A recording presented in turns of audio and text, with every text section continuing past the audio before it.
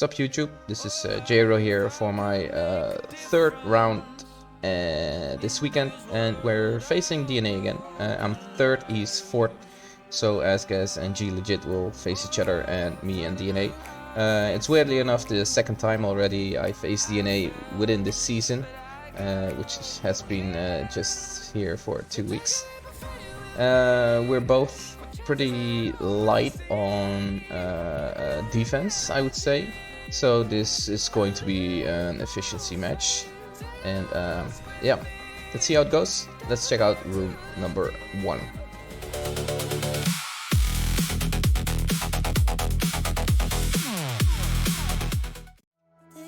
So in stage 1 we have Daimon with Iron Patriot, Guardian, Jojo and Strange versus Blue Marvel Daring Warriors.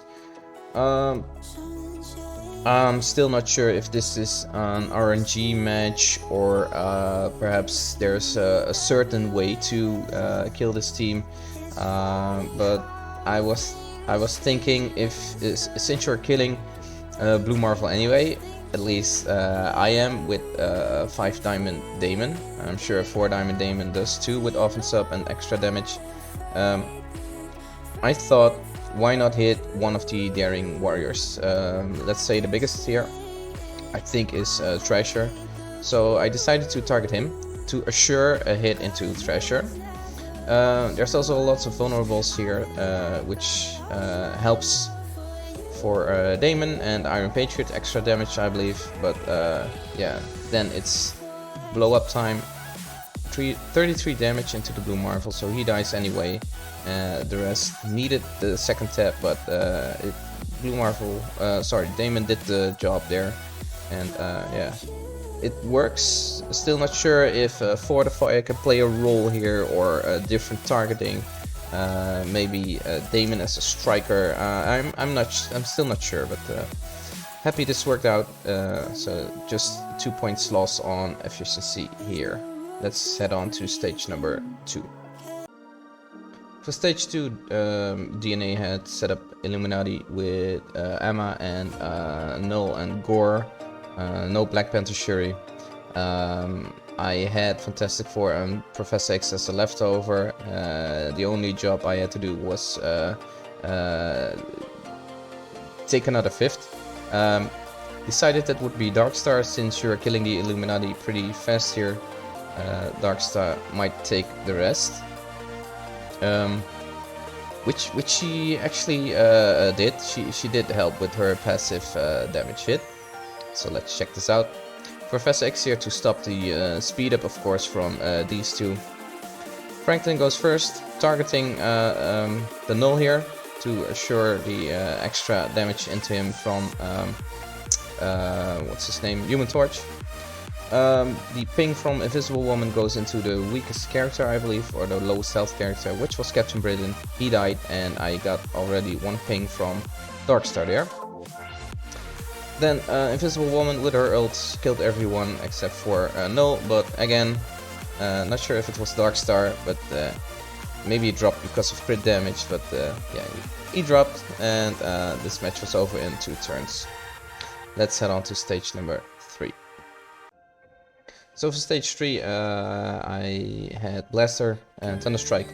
I was deciding between Black Cat and APOC here. APOC will add 20% extra damage, but then I would be stuck on Mummy, so all the damage would go into Mummy until Blastaar's ult. So I figured Black Cat was better here to at least get some attacks into the Thanos and Mephisto, because they are the biggest health after the Mummy. That Thanos with his new stats is pretty thick. I'll show you what happens here. I have no extra damage on Blastaar, and he's a striker, so less likely to crit, even at 5 bombs. But yeah, he still gets the job done, and 5 bombs also means you have the rewind on the whole team here. The enemy team, I mean. Here is just putting out vulnerables. Maybe I should have targeted Thanos here first with Kahori and Blastaar and do the defense down from a Scientist on the Mephisto, but didn't matter a lot. They both didn't die, they just have too much health here. What happens here is that this is Mephisto's passive. When someone drops low, he goes into stealth and gets the death proof. Did the Blastaar special, also he went into stealth, so that was pretty funny. It cost me some efficiency, not that much. This is still a 67 because Thunderstrike ult will kill all here. Chose to ult to maybe kill them all, which I did. If I did the special, I wouldn't have killed the mummy, which would take me one extra turn. So be mindful of which attacks you do and where if you're going into with Blastaar. Let's head on to stage number 4. And the same room is back as we did yesterday, or around one of the two. Can't quite remember, but it was Accursed versus Starjammers with Nova. No rockets, so crits are on the table. But again, my Satana ult went into Nova to just kill him quicker. Heva goes first. Nothing really happens there. Stripping away, like I think is it 55% health plus the extra crit damage, I guess. He's almost dead already. Decided to block the Havok here, which doesn't really matter a lot, but yeah, Helverine just wrecks. He kills the Nova here, ability block on all, and they're almost dead here. Helverine went first, which is probably better here, because this Azazel is just wrecking all of them. What happened here is that Groot stayed alive. He died through the passive of Satana, which made it so. This is going to be a bit of explanation.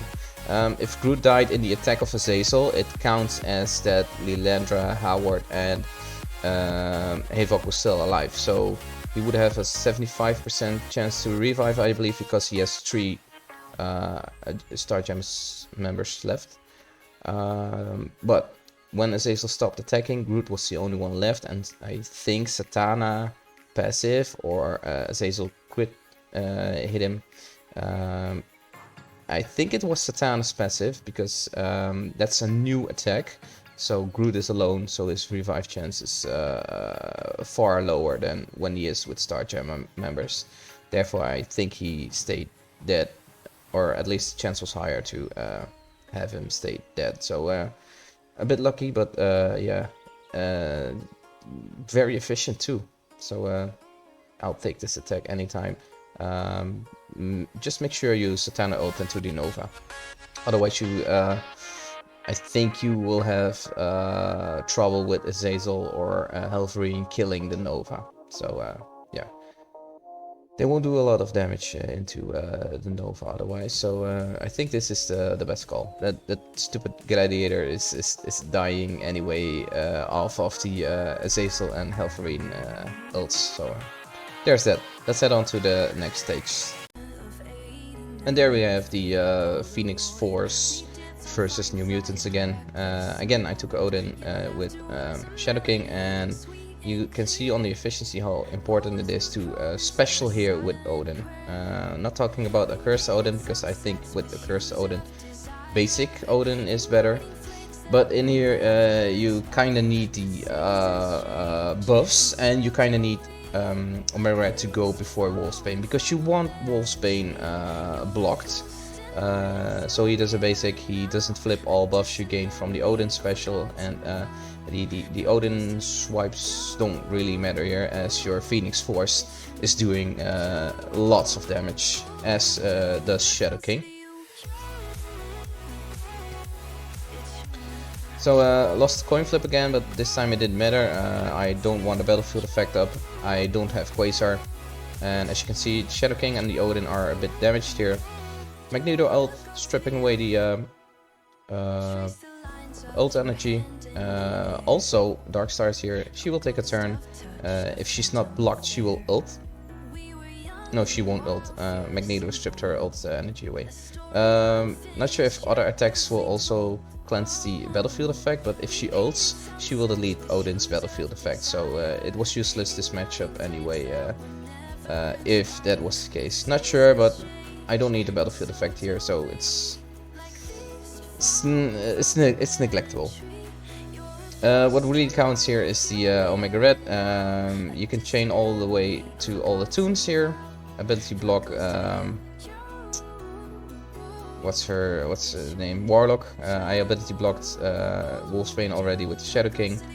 So yeah, this is just surviving a bit of basics here, and then kill them all with, I believe it's the Magneto special, which kills them here.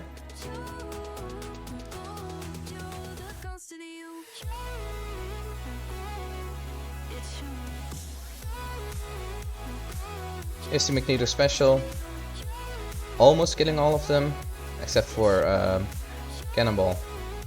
And you can ult with Odin at that point, apparently. So pretty clean from my side. Took a bit of turns, but I believe this was a 68 or 67, which isn't bad for this attack. It's clearly better than a 62 when you're basing with Odin, because then it will take a few more turns or a few more wipes. And Wolfsbane could potentially attack your team if you don't block him with Shadow King or something like that. There's ways to get an even efficiency, but I think this is safer. So if you take this team, special with Odin, and bring Shadow King for an extra block, or bring just a new stat character like Darkstar or Omega Red or something, and make sure you block the Wolfsbane with Omega Red special, which you can only do if you special with Odin first, because then you will get speed ups, and therefore you will go before their team. Let's head on to last stage, I believe, stage 6 already, so let's go. So the last stage, I would have been really mad if I lost to DNA on a few points because of this. There's one stupid tune here which you might think isn't stupid, because she has a lot of damage and it's 5 diamonds, has 100% extra damage. But the stupid tune here is Songbird, and I am going to show you why.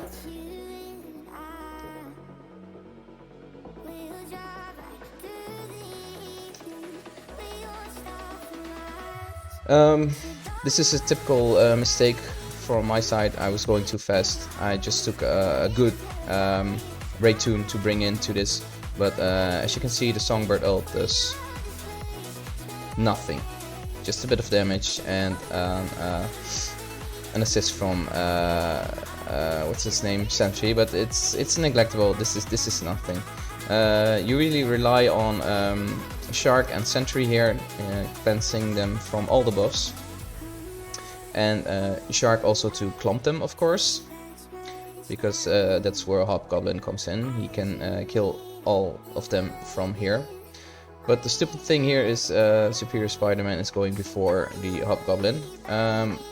He won't do anything because he's silenced, but all the damage that I got, which cost me 4 points of efficiency, is coming from Superior Spider-Man. So what I should have done, instead of Songbird, I should have taken Shaw or Old Man Logan, because they both have stun. I think Shaw is better because Old Man Logan can take another turn, which will cost you another point of efficiency. But if you take Shaw here, Shark goes first, clumping them together, cleansing, Sentry goes second, then Shaw goes, and Shaw will stun the Superior Spider-Man. And after that you have Hobgoblin going. I'm not sure, I was going to check. Is Emma 120 as well? What's your speed?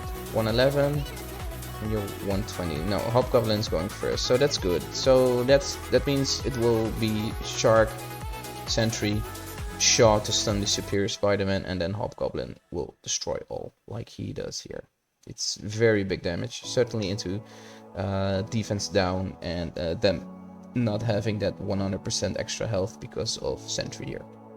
So it can be really clean. This should have been a 71 if I took Shaw over Songbird here, but I got a 67. So this one did cost me, really cost me 4 points, which I could have done better. So let's see how DNA did and if he was just as efficient as me, which he was not. and there's two reasons for that. One is that he could not kill my Fortify Daring Warriors with Blue Marvel, and also one of the reasons here is that I'm not sure his Daimon is too small because he still has 4 diamonds and gear to 21. But yeah, the Fortifier maybe helps. I'm still not sure. He killed the Blue Marvel, of course, but he couldn't double tap the other team members from Daring Warriors. And then they will take turns and will destroy the Daimon team because he doesn't get enough speed bar there. So yeah, it failed. So I think I'm keeping this as Fortifiers as it goes. He cleaned it up with the Professor X Immortal X-Men. It's crazy that he had Professor X as a leftover, but like I said earlier at the start of the video, we were both very light on defense. Back to stage 1, he used the Phoenix Force with Shadow King and Oath. Not sure why Oath is here, but it's clean, very clean, 71. This one was Fantastic Four with Omega Red to pull the Darkness from Knull. So again, very efficient, 72. Stage 3 was also more efficient than I would have expected here. It's a pretty smart attack from him. Shark to pull them together, putting out Silence as well. Then Havoc goes, but yeah, I guess this Havoc went into Hitmonkey, but he didn't lose 1 health point there, so it's all good. Perhaps if the Havoc goes into Shark or Blackhead, it hurts more, but I'm not sure. Maybe he's stunned. Maybe he stunned Havoc with Blackhead. That's also an option because Blackhead is faster here than Havoc. Hitmonkey has another stun, but it all revolves around your Blastaar and Thunderstrike special because they will wreck this team very hard. I think there is some efficiency loss if you have a Gladiator at a bad spawning point, but other than that, it's a pretty good Blastaar counter here. Stage 5 is the second room where things went wrong for DNA. He specialed with Odin, therefore I think basic is slightly safer now. Because what happened here is when you special with Odin, if there's no Gwenpool, special would be safer. But because he specials here with Odin, Gwenpool goes next. She flips all of the buffs that Odin provides, so they will lose their speed ups immediately again. Which is not pretty bad, but then you create a coin flip between Hood and Wolfsbane, and if Wolfsbane goes before Hood, he will put out counters, and the counter on Warlock is pretty important. So Satana almost kills the Warlock, then you have the coin flip between Wolfsbane and Hood. Wolfsbane went here before Hood, applying a counter to Warlock. Now the Warlock has a counter and he has an evade because he's low health. Hood special as a striker would go into Warlock to ability block him, which is totally fine. But because the Warlock counters, he goes into stealth. Odin doesn't have a swipe because the swipe would have deleted the evades. He still has the evades, and Hood misses his striker ISO hit. Therefore you have more chance for your Warlock to survive, which he did. He went into stealth, and at the turn of Azazel and Helverine there are no exposed because New Mutants are still with their 4-piece. Azazel ult cannot hit Warlock because he is into stealth, and the whole counter basically goes to shit, which is the best way to put it. Odin still carries, but it sucks a lot of efficiency away, so basic with Odin if you bring this team.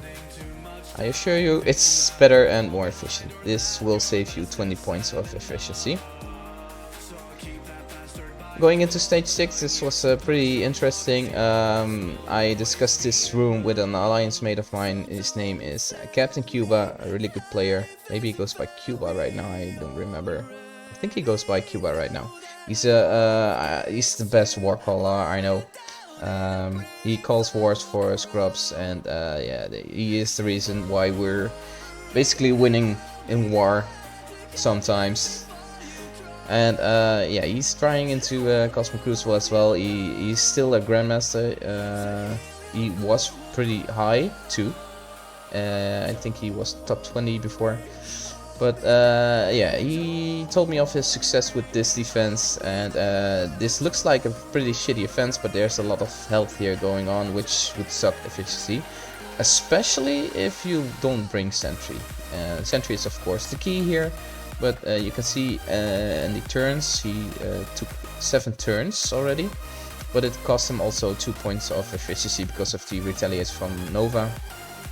So yeah, that's all what I'm going for. Because if this was a 71 and his Daimon worked and his Odin had a 70 on efficiency, the score would be a tie, or DNA would have been slightly higher. But because of these 3 things combined happening, which is what we're aiming for at the top here, we're aiming for efficiency. He had a lower efficiency, but also because of the drop, a lower score. So again, plus 20 points from Odin is, and the Daimon succeeding is already 50,215. If his stage 6 was just 4 points better, just like my stage would have been, we would have been tied, and he's bigger in TCP, so he would have won. So that's how close it is at the top on efficiency. That's if all goes right. But yeah, sometimes RNG fucks you over, and you have a bad day. And I guess DNA had a bad day, but anyways, GG's DNA, always a pleasure to face you. Second time I beat you, mate. Don't worry, you'll beat me next time, I'm sure of it. He will come back pretty hard. But yeah, he's still a very good player. DNA is a very solid player, and I love to watch him. He's my number one. He's number 1 on my watch list when I watch videos from Cosmic Crucible. So if you want to see his videos or catch him live on Twitch, I'll leave a link for you in the description down below, and you can see him for yourself. Again, he's a very skilled and good player. So yeah, it's in the description down below if you want to see him. For you guys watching, make sure to like the video, subscribe to my channel to not miss anything, and you can also go to my Twitch. I know I stream occasionally. It's barely 1 time in 2 weeks, but if you don't want to miss anything, hit that follow button on Twitch, and even subscribe if you want and if you like. So, in a bracket where I would have expected to go 0-3 because of this stacked bracket, top 8, I went 2-1, which I'm really happy about.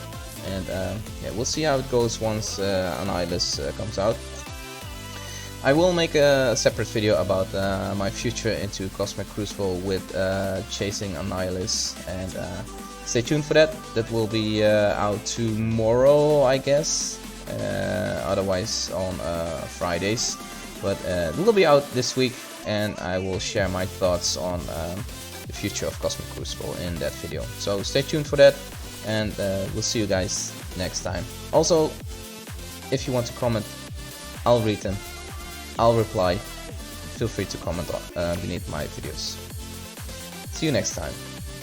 Cheers.